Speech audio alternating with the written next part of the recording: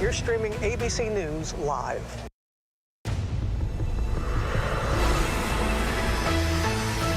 Tonight, digging out after the storm. It's right in front of us.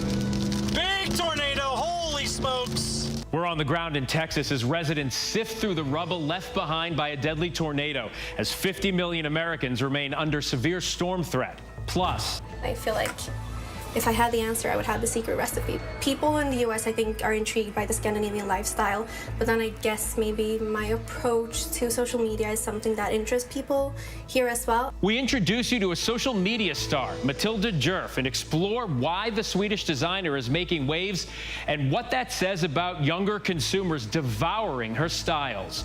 And Strength of a woman is the strength that I found when I found the love for myself. I sit down with the one and only Mary J. Blige, talk about her latest project and the icon's long-lasting legacy in the music industry. Good evening. I'm Phil Lipoff in for Lindsay Davis tonight. Thank you so much for streaming with us. We are following those stories, of course, and much more, including the Department of Justice report that blames the institutional problem of discrimination in policing in Minneapolis for allowing the 2020 murder of George Floyd to be possible. Plus, the steps the Iowa Supreme Court just took on the state's abortion ban, and just a few weeks after the largest streaming platform in the world cracked down on password sharing, the gamble seems to be paying off. We're going to take a look by the numbers. Our correspondents are fanned out across the country covering those stories and more for us tonight. But we are going to begin with the severe weather threat as we enter a holiday weekend. More than 30 million Americans are bracing for yet another round of dangerous wind, hail, and possible tornadoes after more than 1,000 storm reports from Colorado to Florida this week alone. And there have been at least 8 reported tornadoes in the past 24 hours, more than 15 in the past 2 days. The most powerful leveled much of the North Texas town of Perryton. Tonight, hundreds of homes, as you see, are gone, and at least 3 people have died, dozens more injured. In South Texas and Louisiana, life-threatening heat. San Antonio, Houston, and New Orleans, all expected to see temps hovering around 110 through Monday. In Florida, crews raced to rescue residents in Pensacola after 16 inches of rain. Rob Marciano is standing by with the forecast, but first, Maria Villarreal leads us off from Texas. Tonight, the town of Perryton, Texas, in ruins after taking a direct hit from a powerful tornado. It's right in front of us. Big tornado, holy smokes. Storm chasers catching the moment it tore through the community of 8,000 in the Texas Panhandle. The warnings issued just after 5 p.m. Thursday. Drone video showing trailer homes completely leveled, others on fire. Officials estimate dozens of people injured. You know those people, you go to church with those people, and so it really does affect you a lot. Among the dead, Becky Randall. She leaves behind a husband, 2 sons, and 4 grandchildren. The chief telling me more than 200 structures were leveled. More than a dozen homes in this one neighborhood were completely destroyed. In fact, the one right here behind me, 8 people were inside when the tornado hit. Miraculously, they all survived. Julio Garcia Mercez showing me where they hid. Esta fue la salvación de nosotros. He said this is the salvation for him and his family. More than 1,000 reports of severe weather from this powerful system that also dumped more than a foot of rain on the Florida Panhandle. More than 100 had to be rescued. 1 person killed when a tree fell on their home. Phil, first responders from all across Texas are descending on this small rural town to help with the cleanup, but it is a daunting task knowing that it's going to get very hot very soon in this area. In fact, we're going to hit the 90s and stay there throughout next week. Phil? Maria, thank you. Let's get now to ABC senior meteorologist Rob Marciano. Rob, part of the area we just saw is under threat again tomorrow, right? Yeah, it's a very active pattern, Phil. Even here in the Northeast, we had a tornado in New Jersey and Virginia today, and we still have a severe thunderstorm watch up for a couple hours in those areas. There you see it, and a fresh severe thunderstorm watch just posted now for parts of Mississippi and southern Alabama, including Pensacola. That's till midnight, and a leftover thunderstorm watch in parts of Colorado. But you'll see here the enhanced risk is for almost the entire state of hard-hit Oklahoma tomorrow for damaging winds, maybe more tornadoes. You see that line heading through Oklahoma, and then the entire entire state of Florida is going to get it again tomorrow. Heavy rain and maybe some damaging winds. And then on Sunday, Father's Day, looking at Little Rock, Memphis, much of the Mid-South, down through Jackson, Mississippi, and through Montgomery, Alabama. So a big chunk there will be under the gun for more in the way of damaging winds and a brief tornado. That's where the very strong, unusually strong subtropical jet stream is causing those storms. South of that is where the heat is building, and it will be bad tomorrow in Texas and Louisiana. And excessive heat warnings are posted through Sunday, 110 or better in San Antonio, Austin, all the way to New Orleans. This is dangerous heat for Father's Day and dangerous storms for a big chunk of the U.S. on Father's Day as well. Phil? All right, Rob, thanks so much. Now to a scathing report on the Minneapolis Police Department. A DOJ investigation found a pattern of unconstitutional behavior, including racial discrimination and excessive force, especially against Black and Native American people. The Justice Department says these are systemic issues that made the death of George Floyd possible. ABC's Chief Justice correspondent Pierre Thomas with more. Today, 3 years after George Floyd was murdered by a Minneapolis police officer, a moment of reckoning. The Justice Department concluding George Floyd's murder was a symptom of a broader disease. The patterns and practices we observed made what happened to George Floyd possible. Among the damning findings, that Minneapolis police use excessive force, including unjustified lethal force, too often, and that they unlawfully discriminate against Black and Native American people. MPD stopped Black and Native American people nearly 6 times more often than white people in situations that did not result in arrest or citation. The DOJ report was chock full of deeply disturbing examples of brutality and racism. For example, after MPD officers stopped a car carrying 4 Somali American teens, one officer told the teens, quote, "Do you remember what happened in Black Hawk Down when we killed a bunch of your folk? I'm proud of that. We didn't finish the job over there. If we had, you guys wouldn't be over here right now." Community leaders say they've been sounding the alarm for years, only to be ignored. We remember the days where the police will take you down to the Mississippi River at night and point guns at you and beat you. So I asked the Attorney General. Black people, brown people, this deals with how they live their daily lives. How do you address that? Okay. Every person in the United States must be able to go about their daily lives without concern that they will be affected by unconstitutional policing. And what we saw in the report is heartbreaking. Pierre joins us now from Minneapolis. And Pierre, after George Floyd was murdered, the police department there promised change. What happened to those reforms? Well, today everyone acknowledged changing this police department will take time.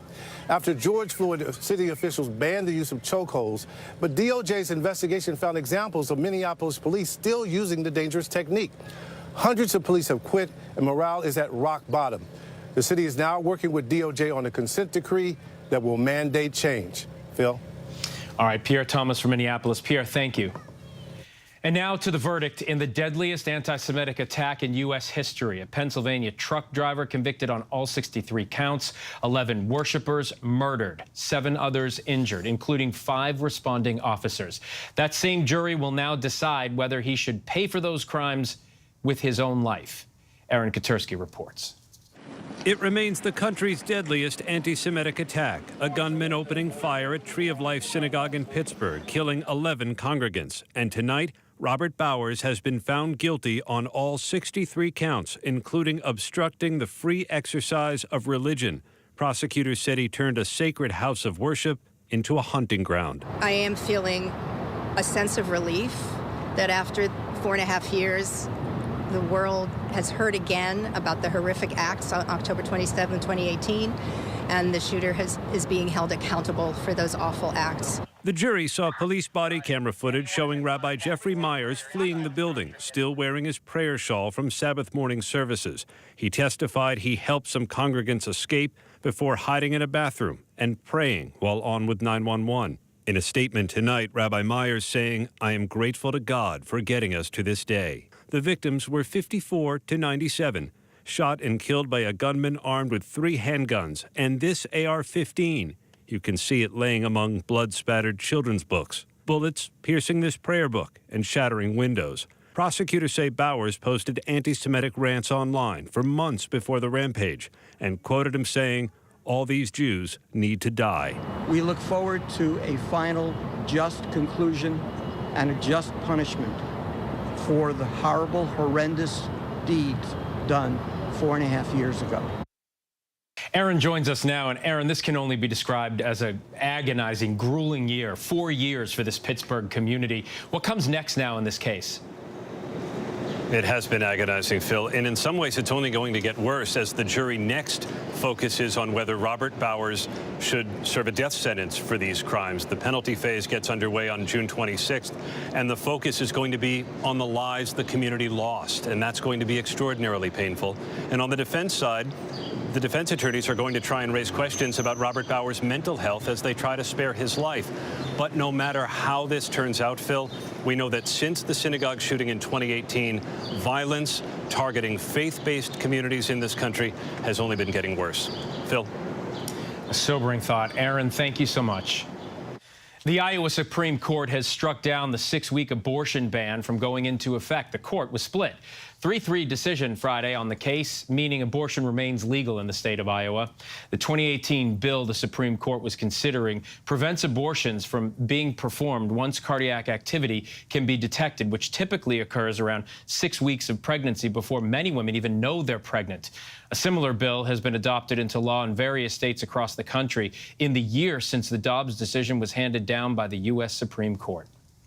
Troubling new details in the death of 2 Americans at a luxury resort in Mexico. The hotel is on record denying that carbon monoxide or any other gas could be the cause. But now, paramedics who were called to the scene say they suddenly felt sick and immediately sought medical care themselves. Here's Gio Benitez. Tonight, alarming new details in the case of those 2 American tourists found dead in their room at this luxury hotel in Mexico. First responders telling ABC News that they fell ill after entering the room at the Rancho Pescadero Hotel, where the bodies of 28-year-old Abby Lutz and 41-year-old John Heathcote were found Tuesday night. Some paramedics had to be treated at a hospital. We started to feel dizzy. And we came out, we went out of the room as soon as possible. Authorities say they found Abby in the bed and John on the floor of the shower, the water still running. Mexican authorities say they died from intoxication by substance to be determined. Abby's family telling ABC News she'd been unwell on the trip. She was feeling sick and went to the hospital, stayed one night on IV and felt so much better. Hyatt, which is affiliated with the hotel, saying in a statement, "We do not believe that the cause of death was related to any issues with the hotel's infrastructure or facilities, including carbon monoxide or a gas of any kind." And tonight, an American living in that Mexican town tells us the hotel recently underwent a 2-year renovation and just reopened last year. Phil? Gio, thank you. Pope Francis is out of the hospital today. The pontiff spent 9 days in the hospital after undergoing surgery for an abdominal hernia and scarring. This is just the latest in a string of health challenges for the 86-year-old Pope he's dealt with in the last few years. The COVID-19 vaccines are on track for a big recipe change this fall. Advisors for the Food and Drug Administration says the next round of shots in the U.S. should only include protection against the newest variants that are now dominant worldwide. Vaccine makers say they could have updated vaccines available within months, depending on the strain. The FDA will make the final decision. Now to the investigation into mixed martial arts superstar fighter Conor McGregor, who is accused of sexually assaulting a woman in a bathroom at an NBA Finals game. Tonight, McGregor is denying those allegations. Victor Akendo reports. Tonight, Conor McGregor, the biggest star in mixed martial arts, is fighting back against allegations he sexually assaulted a woman at last week's NBA Finals game in Miami, saying this is no more than a shakedown. A new video obtained by TMZ Sports appears to show McGregor take the woman by the hand and lead her into the bathroom. The door closes, and security guards are seen standing outside. The woman says she met McGregor in the courtside club, seen in these videos provided by her lawyer. She claims they were leaving the club when she was instead trapped in the bathroom with McGregor and a guard. The UFC fighter allegedly forcing her into a sex act until she elbowed Mr. McGregor and finally escaped. When my client called me, the succinct statement she made to me was, Conor McGregor sexually assaulted me in the bathroom of the Kaseya Center. McGregor is a father with a fourth child on the way, but has a long history of legal trouble, including a conviction for that infamous attack on a bus carrying rival fighters. He's also faced 3 allegations of sexual assault, but has never been prosecuted. Victor joins us now. Victor, are McGregor's attorneys saying anything else tonight? Attorneys for the fighter call the allegations false, saying Mr. McGregor will not be intimidated. Miami police are investigating. Phil? All right, Victor Kendo from Miami. Victor, thank you. What was supposed to be a day of celebration in Denver ended with 2 people wounded in a shooting and a police officer hit by a fire truck after chaos erupted at the parade celebrating the Nuggets NBA title. Here's Mola Lengi. Chaos in Denver after multiple people were injured in separate incidents during the Denver Nuggets NBA championship parade. Ambulance 30, thank you. 13th and Broadway, it's going to be code 10 for a seizure. Let me know if you can clear. I need an ambulance to Union Station, code 9. Nuggets stars Jamal Murray and Nikola Jokic with his family riding a fire truck down the crowded parade route. But as that truck was turning, officials say a police officer was hit, trying to protect fans. The fire truck began to roll up the back of his left leg, trapping him underneath the vehicle, causing a very significant lower leg injury. The officer rushed to the hospital, where he's now in stable condition. The day starting well, with thousands of fans flocking to downtown Denver to celebrate the Nuggets' first ever NBA title. To see Nikola Jokic, the MVP, come through here. During the celebration, multiple videos showing objects thrown at the truck, one hitting Jokic's wife in the face. A little while later, officers racing to another scene where 2 people were shot and wounded after a fight near the parade. Michelle Gioso, just a few feet from the shooter, separated from her daughter Brittany in the chaos. I didn't know where she was at. I didn't know she was safe, and that's all I could think about. Police were already bracing for big crowds after 10 people were wounded in a shooting Monday night during downtown celebrations after the Nuggets clinched their title.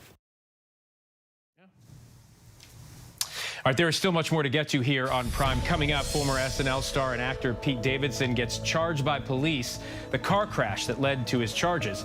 But next, we introduce you to one of the fastest growing stars in the fashion industry and why her particular brand of recycled styles is catching on with millions of followers worldwide.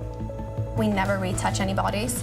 We never retouch photos. We don't use filters. I mean, we don't even retouch the clothes. If a shirt is wrinkled, let it be wrinkled, because that's what the shirt will look like when you own it. Whenever news breaks, the crush of families here in Poland. Here in Kentucky, no match for the tornado. From Monterey Park, California, on the ground in Ukraine. Reporting from Uvalde, Texas. ABC News Live is right there everywhere. From the scene of that deadly missile strike in Dnipro, Ukraine. Reporting from the earthquake in Turkey. From Charleston, South Carolina, on the 2024 campaign trail. From Kathmandu, Nepal. In Truckee, California, covering record snowfall. Traveling with the president in Mexico City. Wherever the story. Here at this airport in Tampa, it's already shut down. Reporting from the nurses on the picket line. Reporting from Jerusalem. Here at 10 Downing Street in London. Streaming live to you. Wherever the story is. Wherever the story is. Wherever the story is. We're going to take you there. You're streaming ABC News Live. ABC News Live. You're streaming ABC News Live. ABC News Live. Streaming free everywhere. America's #1 streaming news. With so much happening these days, it's hard to keep up. Things change hour by hour, minute by minute. The historic weather that's now unfolding. The worries on Wall Street. We're bringing you the Right Now. Been a nationwide teacher shortage. The Right Now look at the day ahead. An alert this morning for dog owners and the key takeaways from the biggest stories. World News Now and America This Morning, America's #1 early morning news.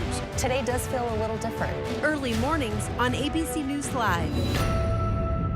All right, here we go. You ready?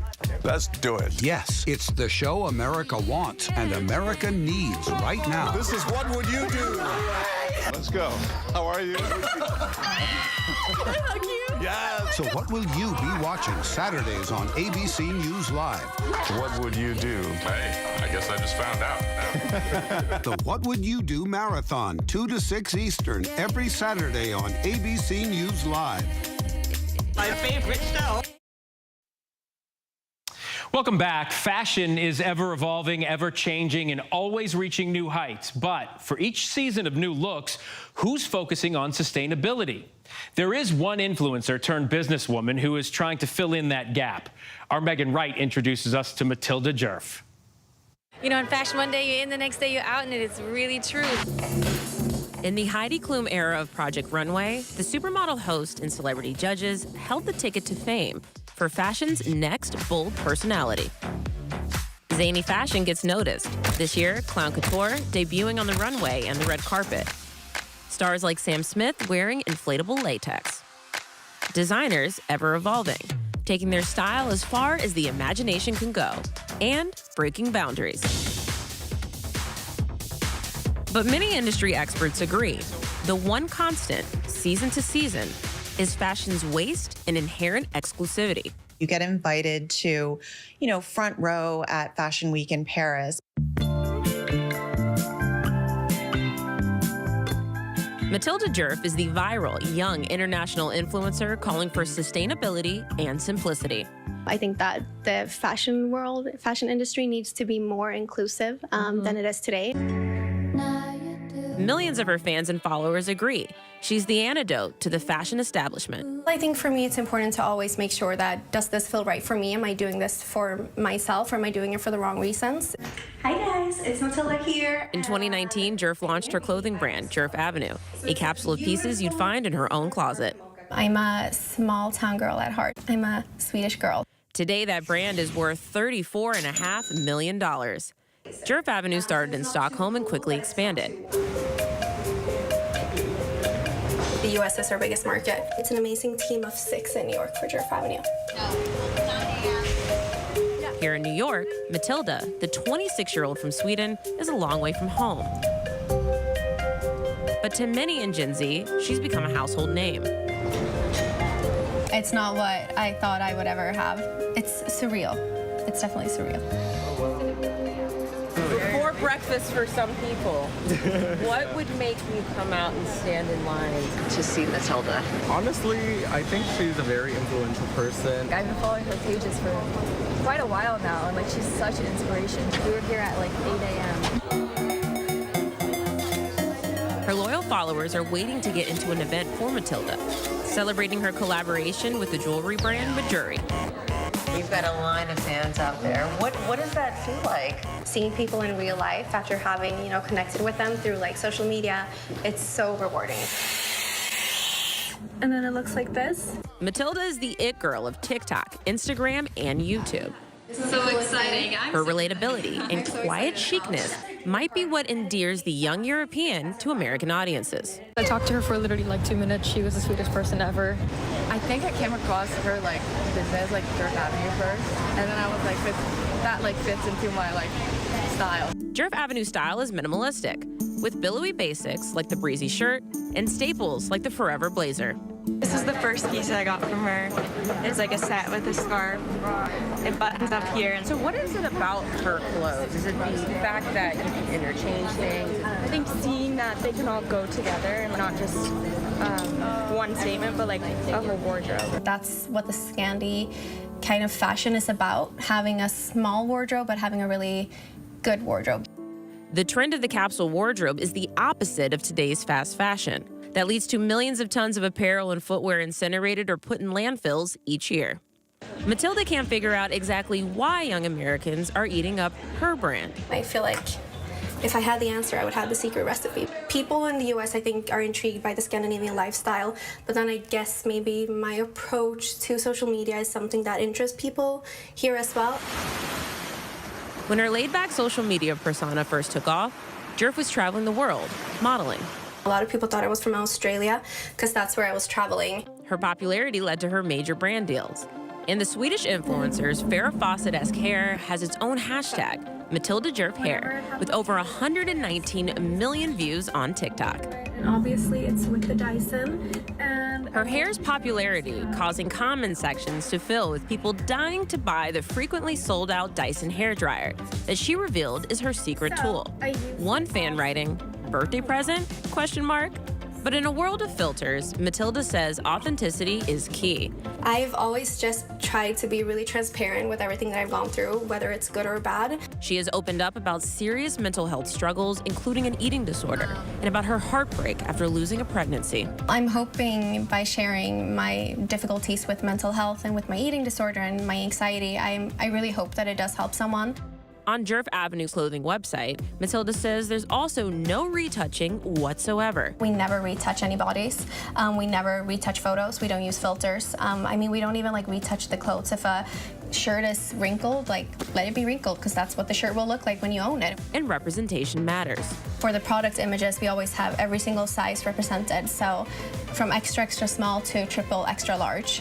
Jerv and her boyfriend are the faces of her company. And together they've landed on this year's Forbes Europe 30 Under 30 list. First I said, no, Rasmus, it's mine. And then eventually, it took a year, but then I gave him the title of CEO. Despite her success, our robes have been very popular, and now we just got the news that they're delayed. The business keeps her on her toes. I just try to share my life in the way that feels true to me, and I think that I don't really give too much thought to it. I just kind of do it as I go. Is she somebody that you think you would be friends with in real life? I hope so. I know, right? Our thanks to Megan Wright. And there is still much more ahead to get to here on Prime. My sit-down with music icon Mary J. Blige, her life and her lasting impact on the music industry. Plus, what NBA star Ja Morant did to get himself suspended again. But next, why Netflix's gamble to crack down on password sharing may just be paying off. We're going to take a look by the numbers. With so much at stake, so much on the line, more Americans turn here than any other newscast. ABC News World News Tonight with David Muir, America's #1 most watched newscast across all of television. This is ABC News Live. The crush of families here in Poland. At refugee centers In Putin's Russia. On the ground in Ukraine. Close to the front line. From the capital, destructive Cat 4 storm. We're along I-5. Boston is in the bullseye. Let's go. ABC News Live, America's #1 streaming news. Anytime, anywhere. Streaming 24/7, straight to you for free. Thank you for making ABC News Live America's #1 streaming news. From America's #1 news comes the all-new ABC News app. Breaking news, incredible video, faster, smarter, and customizable to your interests. If you love being in the know, you're gonna love this. Experience the all-new ABC News app. Download it now. I came out of jail with a plan. I was gonna put every piece of energy I had into music. Give it up for Jelly Roll! If I wasn't a musician, I'd be dead. This was my best bet to really have an impact. I'll cry with you. Who'd have thought I could help people? I needed help, you know? I still need help. Somebody save me. I love you. With so much happening these days, it's hard to keep up. Things change hour by hour, minute by minute. The historic weather that's now unfolding. The worries on Wall Street. We're bringing you the Right Now. But a nationwide teacher shortage. The Right Now look at the day ahead. An alert this morning for dog owners and the key takeaways from the biggest stories. World News Now and America This Morning, America's #1 early morning news. Today does feel a little different. Early mornings on ABC News Live. You never know what you're going to get on this show. That's all I'm going to tell you. Yes, Whoopi! This mic on? Can you hear me out there? Behind the scenes is always a better show. Absolutely, absolutely. That's what people don't see during the commercial breaks. Right, they don't. What happened? I had no idea really what I was getting myself into. That day that we walked out, I treasure that day. I couldn't sit there. You're doing good, Joy. You're doing good. Oh, yeah, baby. It was crazy. Behind the Table. Listen wherever you get your podcasts. When I got sent to Idaho to cover the murders of 4 college students, it was a story that didn't make any sense. 4 students stabbed to death in their beds while 2 roommates were home. You gotta think to yourself, okay, who's the target and how many people would a man go through to get to his target? I'm Kana Whitworth with ABC News. This is the story of savage murders, a determined small-town police force, and a scholar of crime. This is The King Road Killings, a new podcast from ABC Audio. Listen now wherever you get your podcasts. This is where the newsmakers come first in the morning to be heard. America's #1 morning show. How would your mom feel about your relationship with your brother now? I can't imagine what it feels like to go from $20 billion to $100,000. Yeah. Are you worried about going to jail? You write that you had low-grade depression. How'd you get out of that? Wherever the story, ABC's Good Morning America is right there. ABC News Live Prime, winner of the Gracie Award for Best News Program in all of television. Stream ABC News Live Prime with Lindsay Davis, weeknights on ABC News Live. Reporting from the earthquake in Turkey, I'm David Muir. Wherever the story, we'll take you there. You're streaming ABC News Live. Welcome back. The decision to end password sharing seems to be paying off for Netflix. While the official numbers won't be released until the company's next earning report, early data from streaming analytics firm Antenna reveals a major surge in new subscribers. So let's take a look at this by the numbers. Netflix cracked down on password sharing in 103 countries, including major markets like the U.S., Brazil, UK, and Mexico.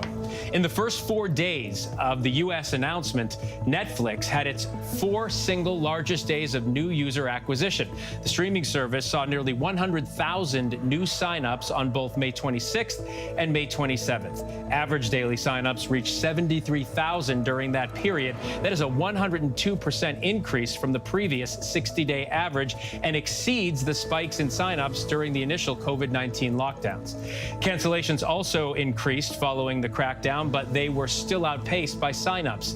The ratio of signups to cancellations is up more than 25% compared to the previous 60-day period. The company is charging $7.99 to add a new member to its already existing account and offering easy paths to transfer profiles.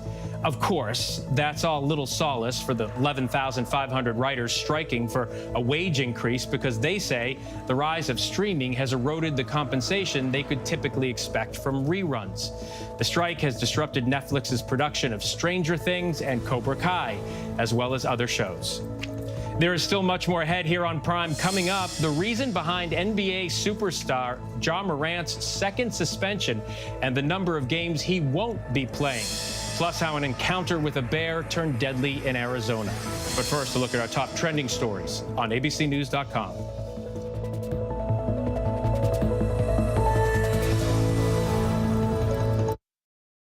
What does it take to be America's #1 news? It takes asking the straightforward, tough questions. Do you believe that Donald Trump should ever be president again? How would your mom feel about your relationship with your brother now? I can't imagine what it feels like to go from $20 billion to $100,000. Yeah. Are you worried about going to jail? You write that you had low-grade depression. How'd you get out of that? The news-making interviews. You said that there were 6 friends. One of them was sick. Yeah. Do you have future political aspirations? Going to the front line. The search for survivors. How does this war end? And getting to the heart of the story. Thank you for being here. We'll be here for the long run. ABC News, #1 in the morning, the #1 newscast, #1 in daytime talk, Friday nights, Sunday mornings versus the competition, and the #1 streaming news. Thank you for making ABC News America's trusted, straightforward first choice. With so much happening these days, it's hard to keep up. Things change hour by hour, minute by minute. The historic weather that's now unfolding. The worries on Wall Street. We're bringing you the Right Now. Been a nationwide teacher shortage. The Right Now look at the day ahead. An alert this morning for dog owners and the key takeaways from the biggest stories. World News Now and America This Morning, America's #1 early morning news. Today does feel a little different. Early mornings on ABC News Live.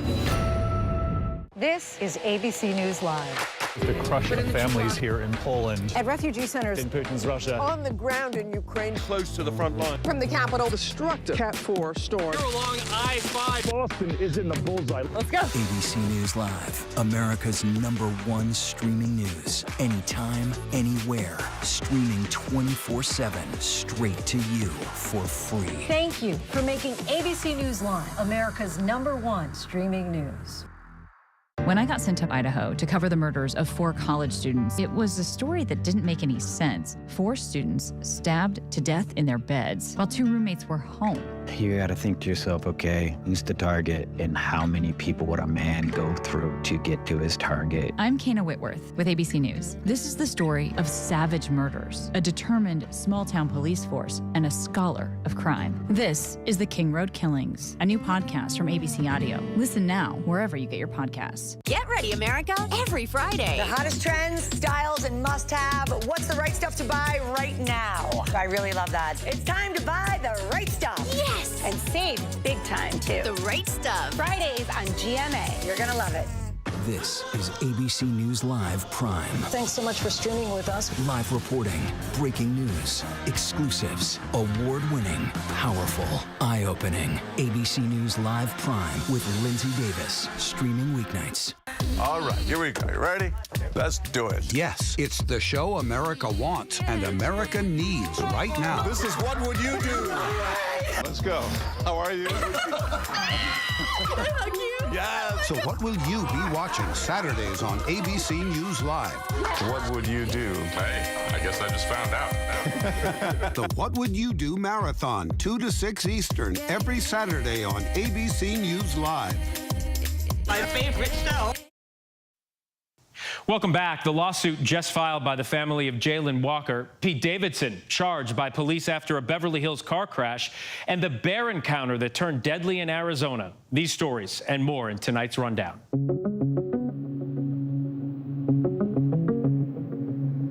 These 2 documents begin to tell the true story of what happened here in Akron and with Jalen Walker. The family of Jalen Walker, the black man shot and killed by police in Akron, Ohio a year ago, has filed a lawsuit against the city and 8 officers involved in that shooting. Lawsuit claims the officers used excessive force with Walker and that a culture of violence and racism was fostered in the Akron Police Department. Walker was shot and killed while running from police following an attempted traffic stop on June 27th last summer. In April, a grand jury declined to indict the officers on state criminal charges. The city and mayor's office declined ABC News' request for comment on the lawsuit. The police department did not immediately respond to a request for comment. The suspect in the murder of 2 teen girls has allegedly made several confessions. At a court hearing yesterday, prosecutors claimed Richard Allen made admissions of guilt up to 6 times about his role in the deaths of best friends Abby Williams and Libby German in Delphi, Indiana, back in 2017. Allen's attorneys acknowledge the statements, but say they're not reliable, blaming them on Allen's mental state in jail. The defense then asked for Allen to be moved to a different facility. Prosecutors allege the 50-year-old was caught on a chilling recording on Libby's phone moments before the girls' deaths. The 13 and 14-year-olds' bodies were found near a hiking trail. Allen was arrested 5 years later. He was charged in October, pleading not guilty. The NBA has suspended Memphis Grizzlies star Ja Morant for 25 games without pay due to what the league described as conduct detrimental to the league. This suspension stems from a May incident in which Morant was seen holding a gun as another person was live streaming their car ride. And this came just 2 months after Morant was suspended for 8 games after he live streamed himself holding a gun in a Colorado strip club. The league says the Grizzlies star will also be required to meet certain conditions before he returns to play. Actor and comedian Pete Davidson has been charged for crashing a car into a Beverly Hills home on March 4th. Los Angeles District Attorney's Office told ABC News Davidson was charged with 1 misdemeanor count of reckless driving. TMZ reported that Davidson and his girlfriend Chase Sway Wonders were in the vehicle when he lost control, driving down a residential street, taking out a fire hydrant before colliding with a house. No one injured. Davidson's arraignment set for July 27th. Officials in Arizona say a man was killed in a bear attack. The Yavapai County Sheriff's Office said the victim was sitting in a chair outside his campsite when an adult male black bear attacked and dragged him 75 yards. Neighbors heard calls for help, tried to scare the bear away before one ultimately shot and killed the bear. This is clearly just a vicious attack on somebody who was unprovoked, is what it appears to me from what I've seen.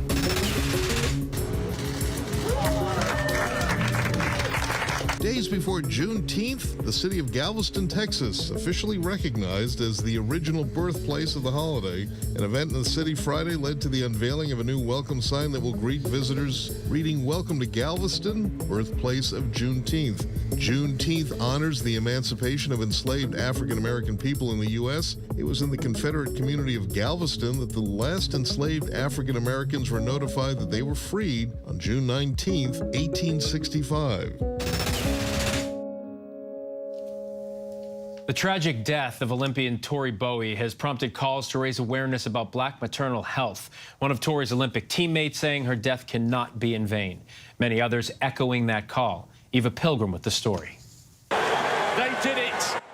One of the fastest women alive, Olympian Allison Felix, speaking out about her beloved teammate, Tori Bowie, who unexpectedly died in May while 8 months pregnant at her home in Florida.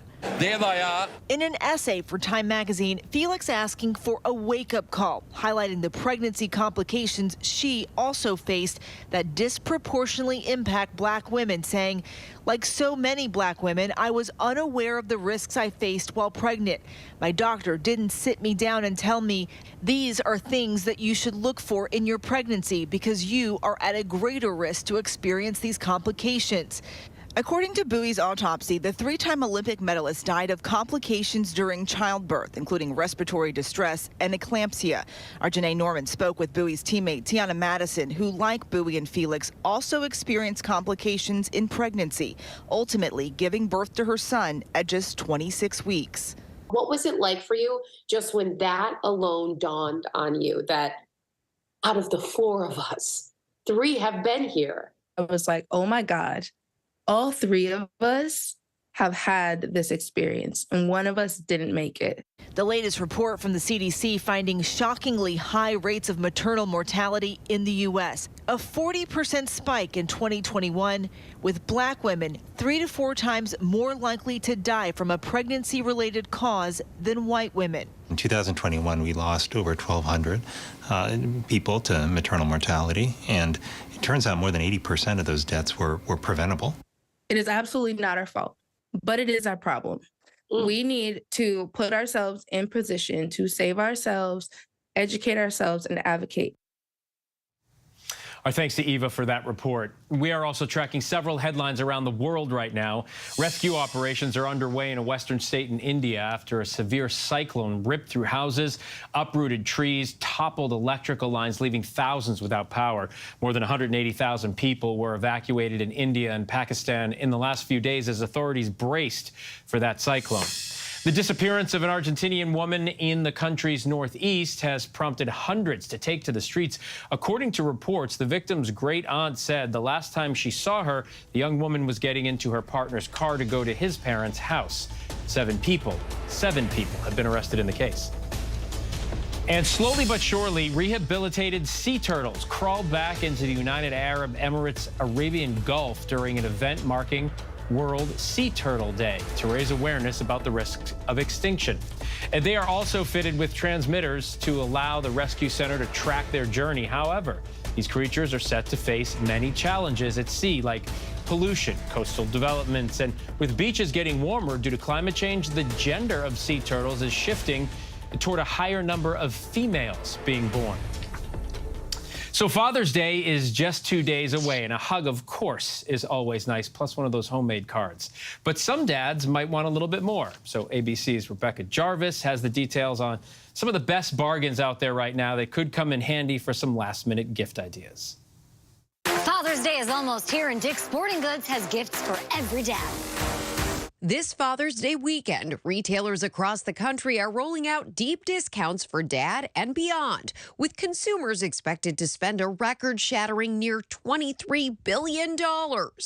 When it comes to Father's Day, retailers go heavy on tech deals. Think headphones, smart speakers, even TVs. Tech, like this Samsung Galaxy smartwatch, nearly 50% off at Target.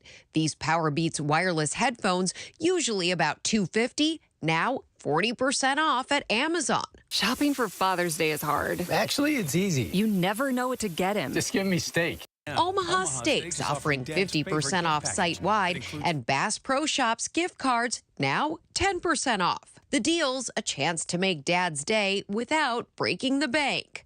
Fashion and grooming are also some things you're going to find on sale for Father's Day. Take Macy's, for example. Shoppers can now save an additional 25% off on clothing using their special code. The Art of Shaving offering a 30% off site-wide discount for Father's Day. And if a little tea time is on the horizon, the Nitro Golf 13-piece set now $80 off at Walmart. All great ideas. Our thanks to Rebecca Jarvis. So fatherhood is a journey of love, guidance, and devotion. In his new book, Why Fathers Cry at Night, a memoir in love, poems, recipes, letters, and remembrances, New York Times best-selling author and Newbery winner Kwame Alexander shares a moving self-portrait of a growing man navigating love, learning from his parents, exploring his own relationships, and reflecting on his past to better understand his daughters and himself. Joining us now is Kwame Alexander. So good to have you, sir. We do appreciate it, and happy early Father's Day to you. It's great to be here. Thank you so much. Right off the bat, what inspired you to write your memoir as this blend of love, poems, recipes, letters, and remembrances? You know, I think of it sort of like parenting. At any given time, you're making dinner, you're helping with homework, you're answering the phone, you're sort of juggling all these different things. And as I've been wrestling with trying to understand my role as a father, trying to be a good dad, a better dad, my role as a son, trying to ask questions to my father that I've been so afraid to ask, it just felt like the right way to approach, you know, this sort of identity journey that I'm on. It's also a great way to read too, because it's not a long story. It's not the same thing page after page. I find myself flipping through, catching the title of something and reading it. In part, you write, I am the father of 2 daughters. I have walked in the joy of their golden feet and sometimes stumbled off the mountain of their precious hearts, which is a really beautiful way to say it. How important was it for you to share not only the highlights of fatherhood, but as we all know, there are also some tough moments too, and sometimes they go hand in hand together? Look, parenting is the hardest thing I've ever done. Yep. And I know, looking back on my childhood, I got so many questions. I've been so judgmental on my own parents. And I know that in a few years, my daughters are going to be judgmental, you know, towards me. They're going to look at me and begin to try to unravel. Why did our dad do this? How did he love? You know, when I think about divorce and, you know, the two women who I loved and who loved me, I want to change the narrative for my kids so that when they get older, they can look back and say, well, it wasn't just about the thing that ended the marriage. It was about some joys, some loves, some hope, some dreams coming true that they built together. So I kind of want to change the narrative for my daughters so they have a better understanding of how their father loved and how he loves. You mentioned your own dad. The memoir delves into the ups and downs of your own relationship with your father. What impact has that, and I'm sounding like a therapist here, I'm sorry. What impact has that had on your relationship with your dad, writing all of this? Look, you're a son, so I'm sure you get it. It's a constant journey in trying to understand the woes and wonders of having a father and dealing with that.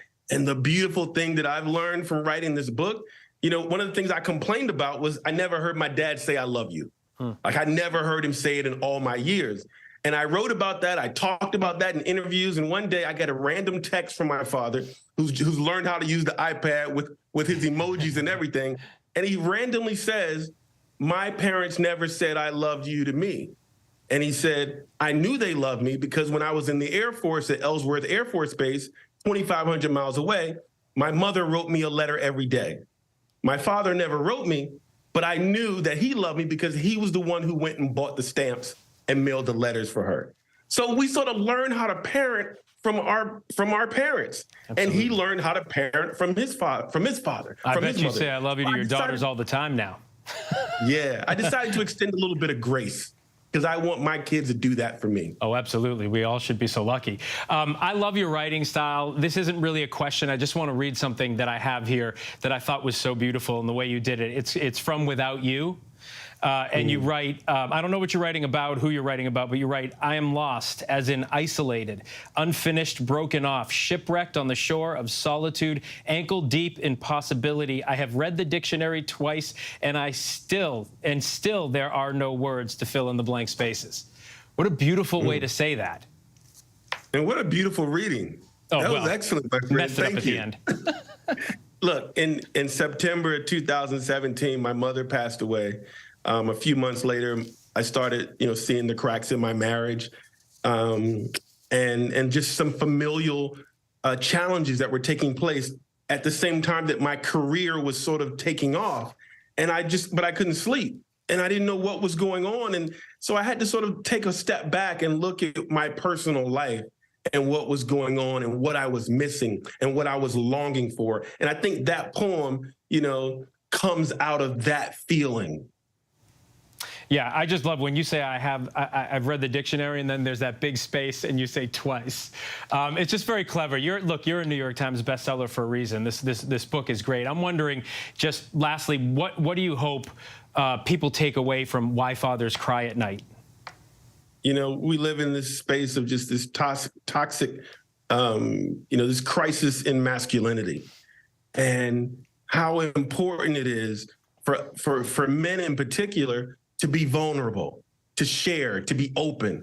I haven't been that person for so long, and I realize it hasn't served me in my relationships.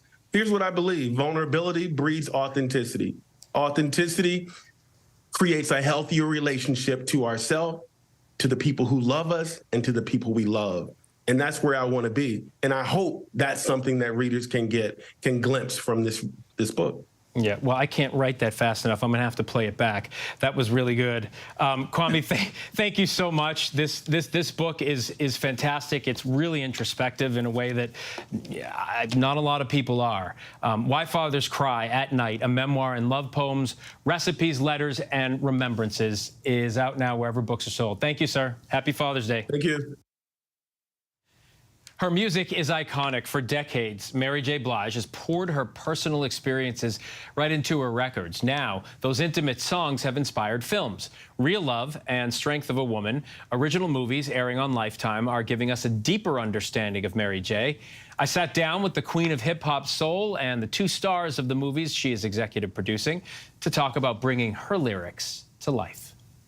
It's the love story about if I can't have you, nobody will. I know what you did. Sometimes being strong isn't forcing something to be right. It's triumphant. I call it a miracle because it seems like when you're in it and you're going through it, it's like you're never going to get out of it. And when you find yourself finding the love for yourself and finding that that's the answer to all the questions. She needs no introduction from her hits like I'm Going Down.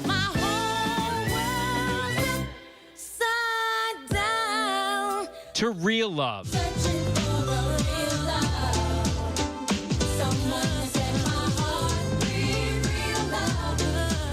Mary J. Blige, the queen of hip-hop soul, sharing the journey from the bottom up in her lyrics and in her new films. I just couldn't believe it because the darkness that I felt on the My Life album and even writing the song My Life was dark for me. But it was light in marriage for someone else. And even writing Real Love was happiness and people getting through college, and I'm coming out of the projects and going through hell and trying to survive, and that's what it was for me. So it's just weird. It's weird, but you have to accept what it is for everyone. What it is for you, what it is for you. What it is for me, it is for me.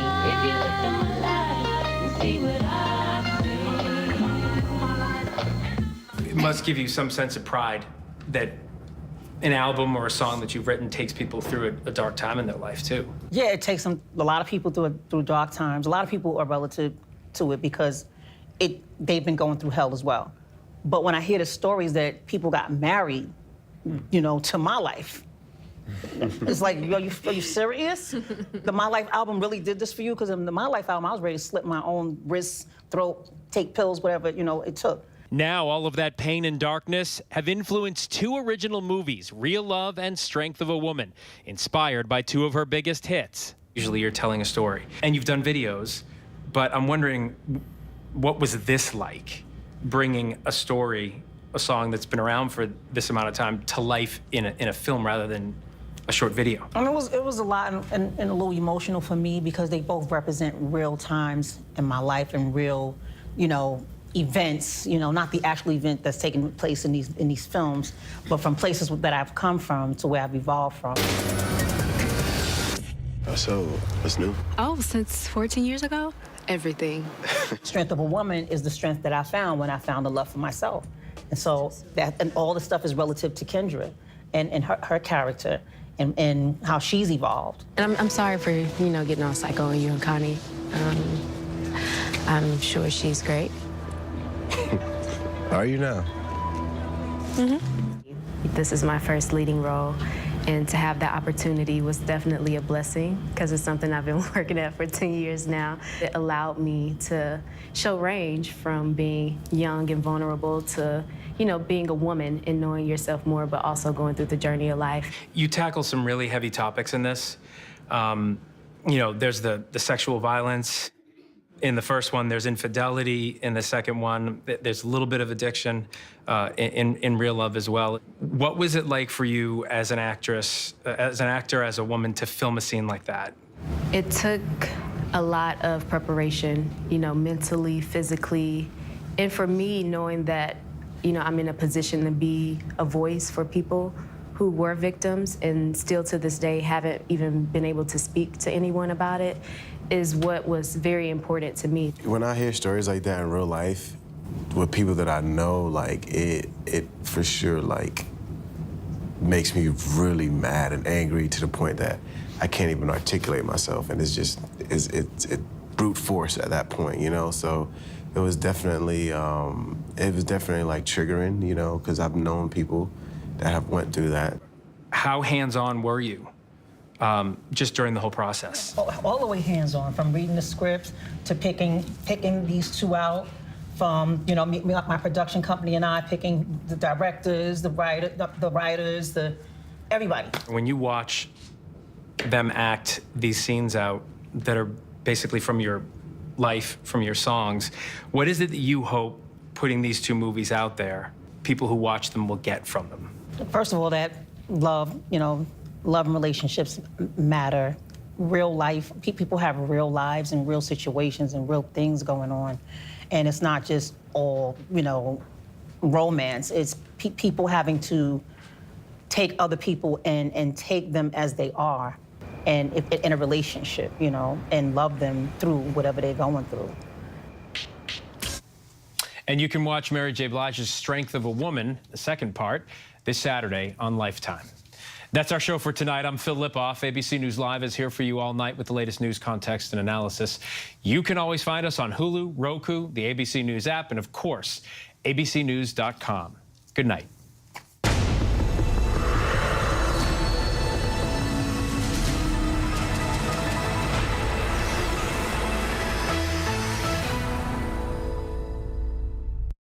This is ABC News Live Prime. Thanks so much for streaming with us. Live reporting, breaking news, exclusives, award-winning, powerful, eye-opening. ABC News Live Prime with Lindsay Davis. Streaming weeknights.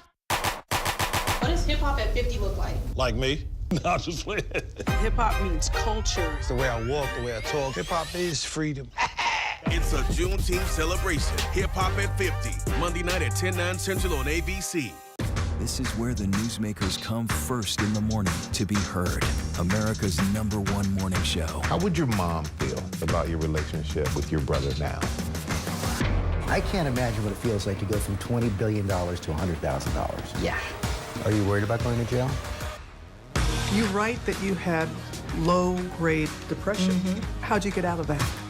Wherever the story, ABC's Good Morning America is right there. This is ABC News Live. The crush of families here in Poland. At refugee centers. In Putin's Russia. On the ground in Ukraine. Close to the front line. From the capital. Destructive Cat 4 storm. You're along I-5. Boston is in the bullseye. Let's go. ABC News Live, America's #1